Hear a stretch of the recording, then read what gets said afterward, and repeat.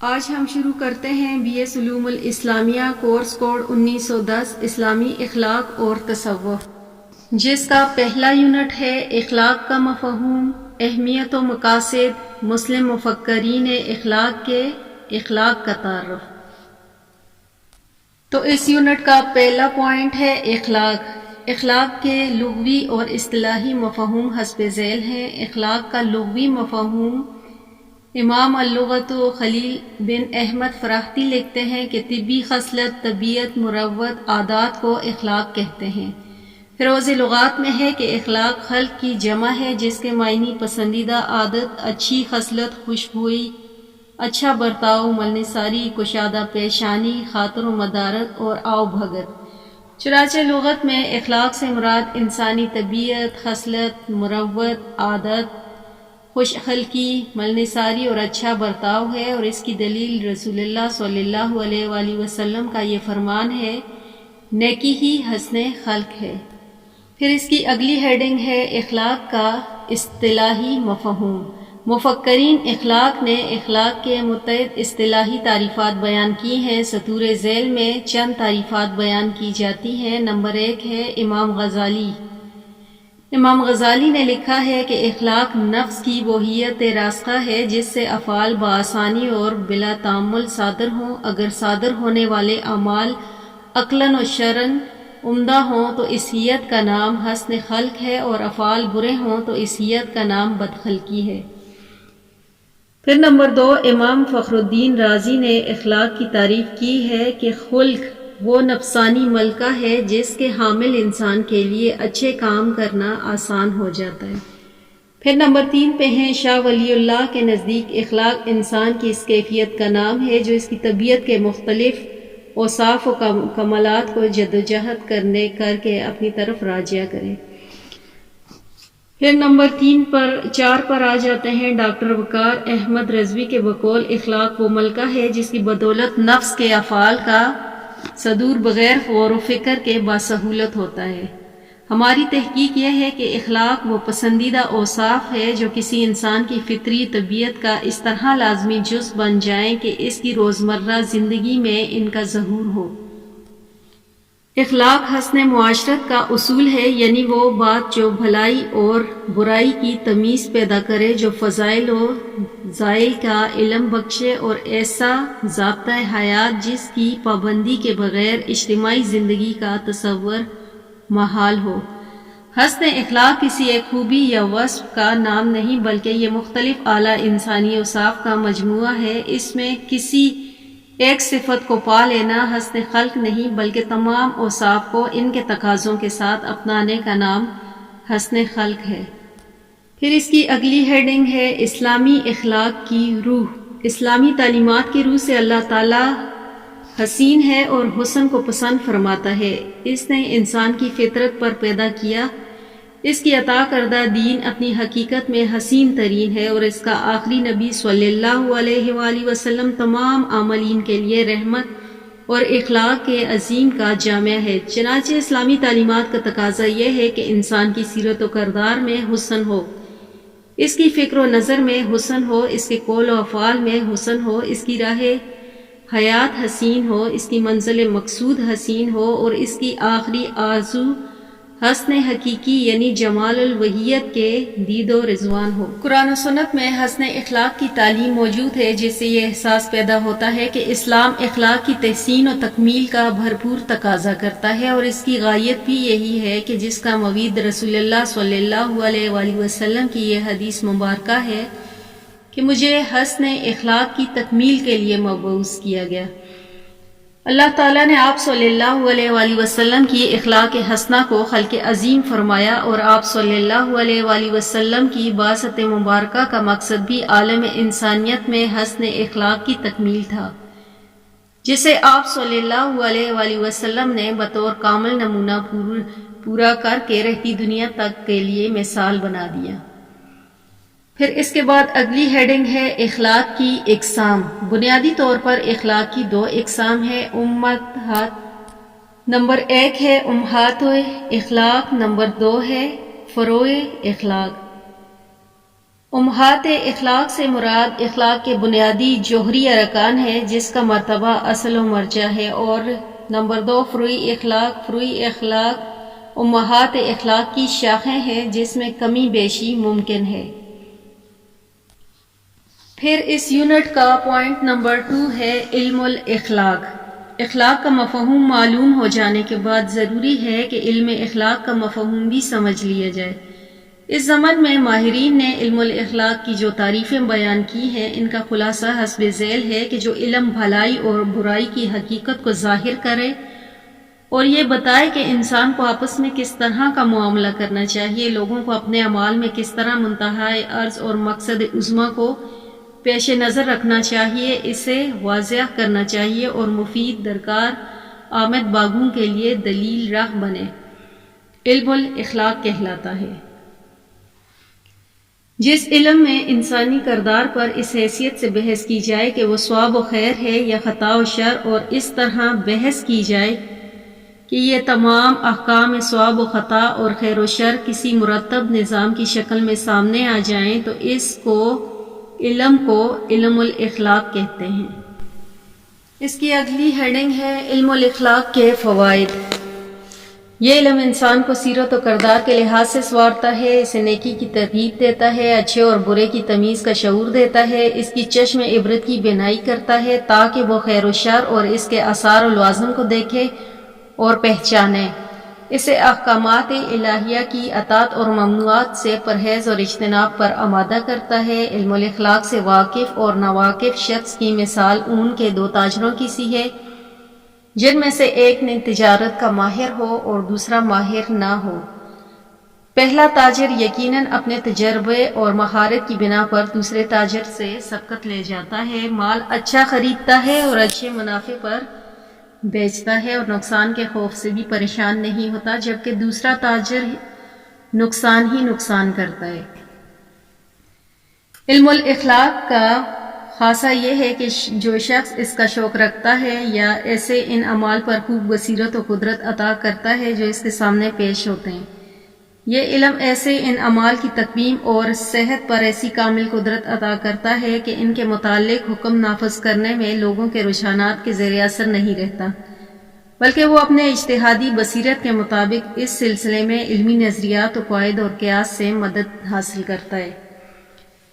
انسان میں اخلاق حسنہ کا پایا جانا نہایت ضروری ہے۔ انسانی معاشرتی طور پر ایک دوسرے کا محتاج ہوتا ہے، یہ امتیاز اسے تادم زیست رہتی ہے۔ انسانی معاشرے میں اس کا برتاؤ اور طور طریقے اس کی سیرت و عکاسی کا ہوتا ہے، وہ جس طرح کا برتاؤ کرتا ہے دوسرے بھی اس سے اسی طرح سے پیش آتے ہیں۔ انسان کی روزمرہ زندگی اور اس سے مرتب ہونے والے نتائج میں اخلاق کی اہمیت بہت بڑی ہے۔ اگر انسان کے اخلاق اچھے ہوں تو وہ خود سکون کی زندگی گزارتا ہے اور دوسروں کو بھی سکون فراہم کرتا ہے۔ اگر انسان کے اخلاق برے ہیں تو وہ نہ صرف خود کو بے چین کرتا ہے بلکہ اس کا اثر معاشرے کے دیگر افراد پر بھی پڑتا ہے اور زندگی میں تلخیاں ہی تلخیاں پیدا ہوتی ہیں۔ خوش اخلاقی اور بد اخلاقی کا نتیجہ آخرت میں بھی برآمد ہوگا۔ خوش اخلاق انسان جنت کے مزے لے گا اور بد اخلاق انسان جہنم کے ایندھن میں پھر اس کی اگلی ہیڈنگ ہے اخلاق کی انفرادی ضروریات و اہمیت۔ انسان اشرف المخلوق ہے، اس کی رہبری اور رہنمائی کے لیے اللہ تعالیٰ نے آسمانی کتابیں نازل فرمائی اور انبیاء اکرام کو مبعوث فرمایا، جس کا سلسلہ خاتم النبی محمد رسول اللہ صلی اللہ علیہ وآلہ وسلم اور قرآن مجید پر اختتام پذیر ہوا۔ اللہ تعالیٰ نے شریعت میں انسان کی بہتری کے لیے کچھ حدود مقرر فرمائی جن کی پابندی انسان پر ضروری ہے۔ اگر کوئی ان حدود کی پاسداری کرتا ہے تو وہ حسن اخلاق کے مرتبے پر فائز ہوتا ہے، اگر کوئی ان حدود سے اعراض کرتا ہے تو ذلت کا حقدار ٹھہرتا ہے اور سزا کا مستوجب قرار پاتا ہے۔ چنانچہ کسی انسان کے اچھے ہونے کے لیے ان کے اخلاق کا اچھا ہونا ضروری ہے۔ اسلام نے انسان کو حسن اخلاق پر بہت زور دیا، جس کا مقصد یہ ہے کہ انسان دوسرے انسان کی راحت و سکون فراہم کرے اور کسی کو نقصان نہ پہنچائے۔ انسان کو یہ بات ہمیشہ یاد رکھنی چاہیے کہ وہ اپنی زندگی کے تمام پہلوؤں میں حسن اخلاق پیدا کرے، اپنی فرائض کو نجوبی سر انجام دے اور انسانی حقوق کی کما حقہ بجاوری میں کوئی کسر باقی نہ رکھے، ہر ایک کے ساتھ اخلاق سے پیش آئے۔ انفرادی طور پر اخلاق حسنہ اختیار رکھنے اور انہیں معاشرے میں فروغ دینے کا حکم قرآن و سنت کی عظیم الشان تعلیم میں موجود ہے، اور یہ نمونہ چند نظائر میں پیش کیے جاتے ہیں، جن میں سے ایک ہے اچھی بات کی تلقین کا۔ رسول اللہ صلی اللہ علیہ وآلہ وسلم نے فرمایا کہ جسے نرمی سے حصہ عطا کیا گیا، اسے دنیا و آخرت کی بھلائی سے حصہ عطا کیا گیا۔ ارشاد باری تعالیٰ ہے، اور لوگوں سے اچھی بات کہو۔ ایک اور حدیث ہے کہ رسول اللہ صلی اللہ علیہ وآلہ وسلم نے فرمایا کہ جنت میں بری اور سخت بات کہنے والا داخل نہیں ہوگا۔ پھر ایک اور حدیث ہے کہ بے شک تم میں بہتر وہ شخص ہے جس کے اخلاق سب سے اچھے ہوں۔ پھر ارشاد نبی ہے کہ بلا شبہ حسن خلق کا حامل شخص اپنے اخلاق کے سبب روزے دار اور نمازی کا درجہ حاصل کرتا ہے۔ پھر نمبر 2 ہے خیر خواہی کی ترغیب دینا۔ اسلامی نظام اخلاق میں ہمہ جہت خوبیوں کا مرکہ ہے۔ اسلام خیر کا دین ہے اور اپنے پیروکار کو خیر کا راستہ پر چلنے اور دوسروں کو خیر کے راستے پر چلنے کی ترغیب دیتا ہے۔ حضرت تمیم داری رضی اللہ تعالی عنہ سے روایت ہے کہ رسول اللہ صلی اللہ علیہ وآلہ وسلم نے فرمایا کہ دین خیر خواہی کا نام ہے۔ یہ جملہ آپ صلی اللہ علیہ وآلہ وسلم نے 3 بار بیان فرمایا۔ ہم نے عرض کیا کہ کس لیے؟ آپ صلی اللہ علیہ وآلہ وسلم نے فرمایا اللہ تعالیٰ کے لیے، اس کی کتاب کے لیے، اس کے رسول کے لیے، مسلمانوں کے ائمہ کے لیے اور عام لوگوں کے لیے۔ آپ صلی اللہ علیہ وآلہ وسلم نے صحابہ اکرام کو خیر خواہی کی ترغیب دیتے ہوئے فرمایا کہ جب کوئی سائل یا ضرورت مند آئے تو اس کی سفارش کیا کرو تاکہ تمہیں اجر دیا جائے، اور اللہ تعالیٰ اپنے رسول اللہ صلی اللہ علیہ وآلہ وسلم کی زبان پر جو چاہتا ہے حکم فرما دیتا ہے۔ پھر نمبر 3 ہے اس کا آسانی پیدا کرنے کی تلقین۔ اللہ تعالیٰ نے انسانوں کو ان کی طاقت کے مطابق ہی مکلف فرمایا اور انسانوں سے آسانی اور بھلائی کا معاملہ کرتے ہیں اور سختی اور تکلیف کا ارادہ نہیں فرماتا۔ چنانچہ اللہ تعالیٰ فرماتا ہے کہ اللہ تعالیٰ نے تم سے آسانی کا ارادہ فرمایا اور تم سے تنگی کا ارادہ نہیں فرماتا۔ پھر نمبر 4 ہے اس کا عفو و درگزر کی ترغیب۔ انفرادی سطح پر ہر مسلمان کو معاف کرنے کی عادت کا خوگر ہونا چاہیے اور اخلاق کی بہترین صفت ہے۔ اللہ تعالیٰ نے قرآن مجید میں مسلمانوں کو دعا کی تعلیم فرمائی کہ وہ اللہ تعالیٰ سے معافی طلب کریں، اے اللہ ہم سے درگزر کا معاملہ فرما۔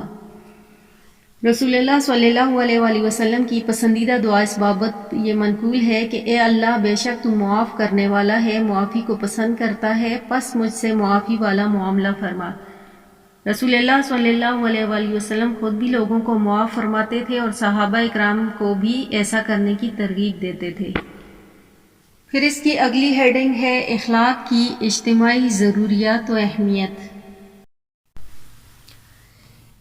انسان شروع ہی سے اجتماعیت پسند ہے اور یہ اجتماعیت اس کی ضرورت ہے۔ اس معاشرے حوالہ سے انسان کو ایک دوسرے کی ہم وقت ضرورت رہتی ہے۔ سید سلیمان ندوی اس بابت لکھتے ہیں کہ دنیا در حقیقت جدوجہد اور داروگیر کا میدان ہے جس میں تمام انسان باہمی معاونت سے اپنا راستہ طے کرتے ہیں۔ راستے میں سب لوگوں کے ساتھ چلنے میں یقیناً بہت تکلیف ہوتی ہے، ہر ایک کو دوسرے کی تکلیف و آرام کا خیال کرنا پڑتا ہے، اس لیے کہ خود غرضی و بد اخلاقی سے بچے۔ ارشاد باری تعالیٰ ہے اور نیکی و پرہیزگاری کے کاموں میں ایک دوسرے سے تعاون کرو۔ اجتماعی سطح پر انسانوں کو حسن معاشرت قائم کرنے کے لیے ایک دوسرے کے ساتھ حسن اخلاق سے پیش آنے کی ضرورت رہتی ہے۔ چنانچہ خالق کائنات نے قرآن مجید میں اس اہم ترین انسانی ضروریات کو متعدد بار جداگانہ اسلوب سے بیان فرمایا تاکہ انسان کلام الہی سے رہنمائی حاصل کرتے رہیں۔ ان کی چند امثال ملاحظہ کریں، جس میں ایک ہے حسن کلام۔ کلام یا گفتگو کو کسی بھی شخص کی شخصیت کا آئینہ قرار دیا جاتا ہے۔ اللہ تعالیٰ نے واضح طور پر اپنے بندوں کو آپس میں حسن کلام کی تلقین فرمائی اور اس بات سے بھی نجومی آگاہ کر دیا کہ بد کلامی کے ذریعے شیطان ان کے درمیان نفرت کی آگ بھڑکاتا ہے اور انہیں جھگڑنے پر آمادہ کرتا ہے۔ ارشاد باری تعالیٰ ہے، اور آپ میرے بندوں سے کہیے کہ وہی بات کہا کریں جو سب سے اچھی ہو، بے شک شیطان ان کے درمیان پھوٹ ڈالتا ہے، بلا شبہ شیطان انسان کا کھلا دشمن ہے۔ پھر نمبر 2 ہے اس کا عزت کا معیار۔ معاشرتی سطح پر انسان کے مابین عزت کا معیار مختلف ہوتا ہے۔ یہ معیار انسانوں کی خود ساختہ طور پر اختیار کردہ ہے، لیکن اللہ تعالیٰ کے نزدیک سب انسان بحیثیت انسان برابر ہیں، کسی کو کسی پر کوئی برتری اور فوقیت حاصل نہیں۔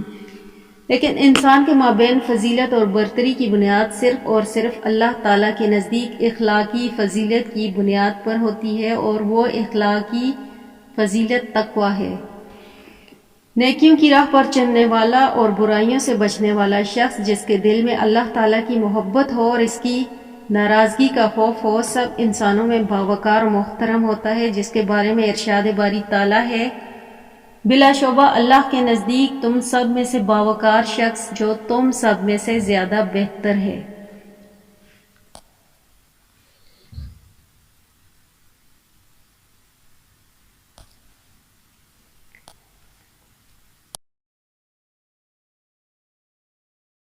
تقویٰ در حقیقت باطنی کیفیت کا نام ہے، جس کا صدور انسان کے ظاہری اعمال سے ہوتا ہے۔ رسول اللہ صلی اللہ علیہ وآلہ وسلم نے فرمایا کہ بے شک اللہ تعالیٰ تمہاری صورتوں اور مالوں کو نہیں دیکھتا، وہ تو تمہارے دلوں اور تمہارے اعمال کو دیکھتا ہے۔ چنانچہ اجتماعی سطح پر اخلاق کی ضرورت اس طرح واضح ہوتی ہے کہ افراد معاشرہ جس قدر پرہیزگار صاحب تقویٰ ہوں گے، معاشرہ اس قدر اخلاقی لحاظ سے بلند اور عظیم ہوگا۔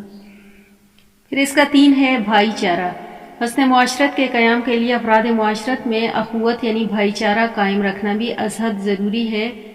یہ ضروریات اجتماعی نوعیت کی ہیں۔ رسول اللہ صلی اللہ علیہ وآلہ وسلم نے ہجرت کے بعد مدینہ منورہ میں مواخات کی مثال قائم کی، جس کی توثیق اللہ تعالیٰ نے فرمائی۔ ارشاد باری تعالیٰ ہے کہ بلا شبہ مومن ہی آپس میں بھائی ہیں۔ اللہ تعالیٰ کے اس فرمان نے تمام مسلمانان عالم کے درمیان عالمگیر اسلامی برادری قائم کی، جس کی بدولت